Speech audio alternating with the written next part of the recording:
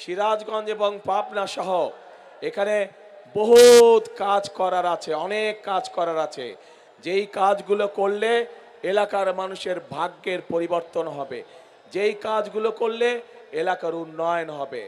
আমরা আন্দোলন করেছি, সংগ্রাম করেছি, আমাদের নেতাকর্মীরা সহ বাংলাদেশের মানুষ নিজের জীবনকে উৎসর্গ করেছে, স্বৈরাচারের পতন ঘটেছে। এখন দেশ গড়তে হবে আমাদেরকে, আমাদেরকে দেশ গড়তে হবে, সকলকে আমাদের একসাথে এখন কাজ করতে হবে, দেশ গঠন করতে হবে। আছেন নাকি আপনারা দেশ গঠনে? আমাদের সাথে আছেন দেশ গঠনে? আলহামদুলিল্লাহ। প্রিয় ভাই বোনেরা, এই সিরাজগঞ্জ এবং পাবনা আমরা জানি এখানে যেমন কৃষি আছে তেমন একইভাবে ছোট ছোট মিল কারখানাগুলো আছে। কিন্তু এই মুহূর্তে কৃষিকেও যেমন আমাদের টেনে উঠাতে হবে, কৃষক ভাইদের পাশে দাঁড়াতে হবে, একই সাথে লক্ষ লক্ষ তরুণ যুবকের কর্মসংস্থানের ব্যবস্থা করতে হবে। নতুন নতুন শিল্প পার্ক স্থাপনের মাধ্যমে আমাদেরকে এই সমস্যার সমাধান করতে হবে।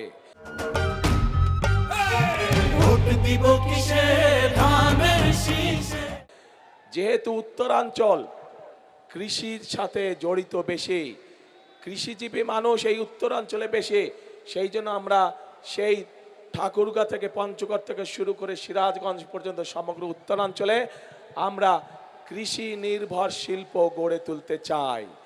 যেই কৃষি নির্ভর শিল্প গড়ে তুললে এই এলাকার মানুষের, এই এলাকার যুবকদের, এই এলাকার তরুণদের, এই এলাকার বোনদের কর্মসংস্থার সম্ভাবনা থাকবে। প্রিয় ভাই বোনেরা, একই সাথে আমরা যদি তাঁতের কথা বলি, আমরা যদি লুঙ্গির কথা বলি, রঙের কথা বলি, প্রথমেই চোখের সামনে ভেসে ওঠে সিরাজগঞ্জ পাবনার এলাকার কথা। এই এলাকার মানুষ তাঁত শিল্পের সাথে বহু মানুষ এখানে জড়িত। কিন্তু এই তাঁত শিল্পকে যদি আমরা, তাঁত শিল্পের সম্পর্কে যদি আমরা পরিকল্পনা গ্রহণ করতে পারি, তাহলে এই তাঁত শিল্প উৎপাদিত পণ্য আমরা ইনশাল্লাহ সারা বিশ্বে ছড়িয়ে দিতে সক্ষম হব। এবং আগামী দিনে আমরা তাই করতে চাই। সিরাজগঞ্জ পাবনায় উৎপাদিত তাঁত পণ্য আমরা সমগ্র বিশ্বে আমরা রফতানি করতে চাই। আছেন নাকি আপনারা এটার সাথে? আমার সাথে আছেন? ইনশাল্লাহ আমরা এই কাজটি করব। প্রিয় ভাই বোনেরা, আমাদেরকে আরো অনেক কাজ করতে হবে। আমাদের মাদেরকে, আমাদের বোনদেরকে, তাদেরকে আমাদের স্বাবলম্বী করতে হবে। আমাদের দেশনেত্রী খালেদা জিয়ার সময় আপনাদের নিশ্চয়ই মনে আছে যে এই এলাকার সহ সারা বাংলাদেশে নারীদের শিক্ষা ব্যবস্থার জন্য উনি একটি পদক্ষেপ গ্রহণ করেছিলেন। এবং তারপরে ক্লাস 1 থেকে ক্লাস 12 পর্যন্ত মেয়েদের শিক্ষা ব্যবস্থা ফ্রি হয়ে গিয়েছে, যার সুবিধা আজও লক্ষ কোটি মেয়েরা পাচ্ছে। সুবিধা পাচ্ছে না? মেয়েদের শিক্ষা ব্যবস্থা ফ্রি। কিন্তু গত 20 বছর ধরে এই মেয়েরা আজ অনেকেই মাতে পরিণত হয়েছে, কিন্তু শিক্ষার আলো তাদের কাছে আছে।